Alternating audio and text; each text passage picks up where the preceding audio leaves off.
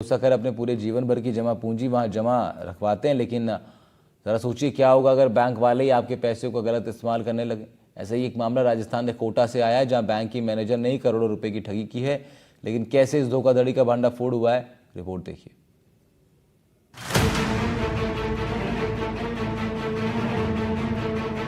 Bank में है account तो हो जाएं सावधान।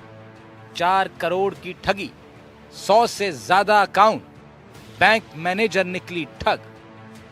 राजस्थान में ठगी के एक से एक मामले सामने आ रहे हैं। ठगी की वारदात को नए नए तरीकों से अंजाम दिया जा रहा है। वैसे तो शातिर लोग साइबर ठगी को अंजाम दे रहे हैं। ऐसे में लोगों के मन में सवाल ये है कि क्या किसी पर भरोसा भी किया जा सकता है। दरअसल ये सवाल इसलिए भी क्योंकि कोटा में एक बैंक मैनेजर ही ग्राहकों के अकाउंट में पैसे निकालकर ठगी शुरू कर देती है। तो अब सवाल ये कि आखिर लोग अपना पैसा कहां सुरक्षित रखें। दरअसल कोटा की एक निजी बैंक मैनेजर ने ही ग्राहकों के खातों से 4 करोड़ से ज्यादा की ठगी की। ये ठगी यूं ही 2 साल तक चलती रही और बैंक में किसी को भी इसके बारे में कोई भनक तक नहीं लग सकी। कोटा के निजी बैंक में ग्राहकों से ठगी, बैंक मैनेजर ने ठगे 4 करोड़ 60 लाख रुपए। 4 करोड़ की ठगी में मैनेजर गिरफ्तार। मैनेजर साक्षी गुप्ता ने की करोड़ों की ठगी। साल 2020 से 23 के बीच हुई ठगी। पैसा शेयर मार्केट में लगा दिया था, लेकिन ज्यादातर लगाया पैसा डूब गया। इस बीच जानकारी तो ये भी सामने आई कि आरोपी साक्षी गुप्ता ने गलत तरीके से पैसे निकालकर शेयर बाजार में लगाए।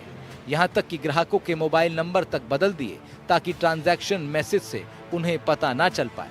शातिर मैनेजर ने ग्राहकों के डेबिट कार्ड, पिन और ओटीपी के गलत इस्तेमाल कर ये ठगी की है। करोड़ों की ठगी का खुलासा बाद में हुआ। ग्राहक बैंक में एफडी की जानकारी के लिए आया। बैंक ने फरवरी 2025 में शिकायत दर्ज करवाई। महिला बैंक मैनेजर साक्षी गुप्ता ही आरोपी निकली। पुलिस ने जांच के बाद आरोपी को गिरफ्तार किया। शातिर ने ग्राहकों के मोबाइल नंबर तक बदल दिए। करीब 43 ग्राहकों के साथ ठगी हुई। 100 से ज्यादा खातों से पैसे निकाले गए। फिलहाल उद्योग नगर थाना पुलिस ने महिला ठग को गिरफ्तार कर कोर्ट में पेश किया है, जहां से उसको न्यायिक हिरासत में भेज दिया गया। लेकिन सवाल यह है, अगर बैंक में ही लोगों के साथ इस तरह की ठगी होगी तो किस पर भरोसा करेंगे लोग। देखना होगा पुलिस की जांच में और क्या खुलासे होते हैं। क्या इस पूरे रैकेट में और भी नाम सामने आते हैं, या जिन लोगों ने मदद की साक्षी गुप्ता की, वो कौन लोग हैं, उनकी भी गिरफ्तारी इसमें संभव मानी जा रही है कि आने वाले वक्त में और गिरफ्तारियां इस पूरे मामले में होगी। कोटा से सहयोगी हेमंत जोशी के साथ शाकिर अली, एनडीटीवी। कोटा से शाकिर अली की रिपोर्ट देख रहे थे आप। बढ़ रहे आगे बात अलवर के उद्योग नगरी करेंगे, जहां की पुलिस ने ऑनलाइन सट्टेबाजी को लेकर कई खुलासे किए हैं। थाना प्रभारी ने कहा है कि सबसे पहले ठगी के कारोबार में बीटेक इंजीनियर नितिन नाम का शख्स आया। आरोपी की कोरोना के दौरान कोचिंग बंद हो गई थी। तब आरोपी दिल्ली में सट्टेबाज के पास नौकरी करने लगा।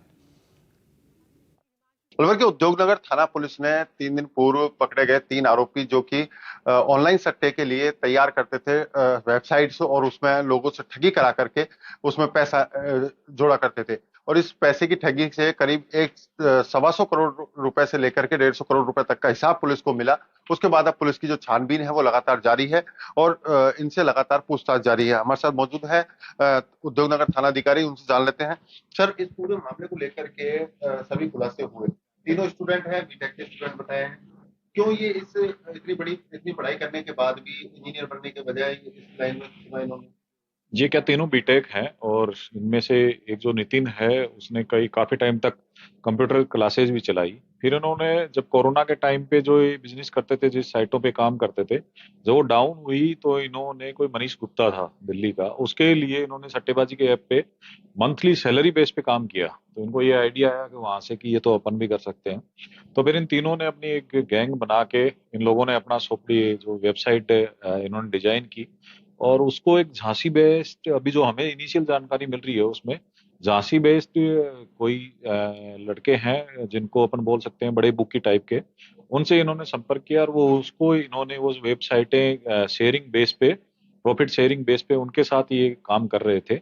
अभी इनिशियली हमने उन पे भी काम करना स्टार्ट किया, क्योंकि समस्या ये है कि सारे वर्चुअल नंबर से आपस में कनेक्टेड हैं।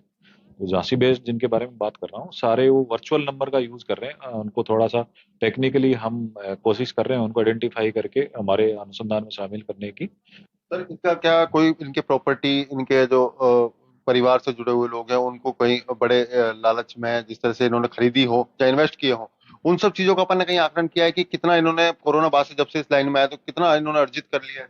देखिए, अभी जो इनिशियली जो इनके फोन से हमें जमीन संबंधी डाटा मिले, जो आसूचना के आधार पे मिले, तो 2 प्रॉपर्टियां तो हमने अलवर की आइडेंटिफाई की हैं। एक प्रॉपर्टी इन्होंने गोरखपुर में खरीदी, एक प्लॉट।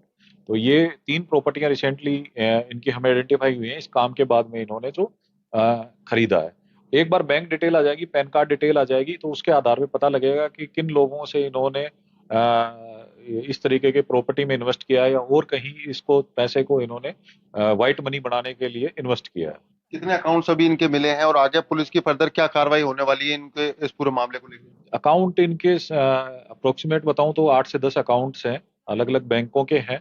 और कुछ एक इन्होंने क्रेडिट कार्ड्स वगैरह हैं, जो आपको पता है कि 15 अपने को मिले थे। हमने उनकी सभी की डिटेल्स अभी मंगाने के लिए बैंकों को पत्राचार किया है। तो बिल्कुल जैसा कि थानाधिकारी महोदय ने बताया कि इस पूरे मामले को लेकर के 150 करोड़ की आमदनी डिजिटल करेंसी में कन्वर्ट की हुई थी। लोगों के साथ जो ठगी ये लगातार कर रहे थे, क्योंकि इसमें सबसे बड़ी अहम बात, क्योंकि उस डिजिटल सिस्टम के ये खुद ही निर्माता है और खुद ही उसको ऑपरेट करने वाले हैं। तो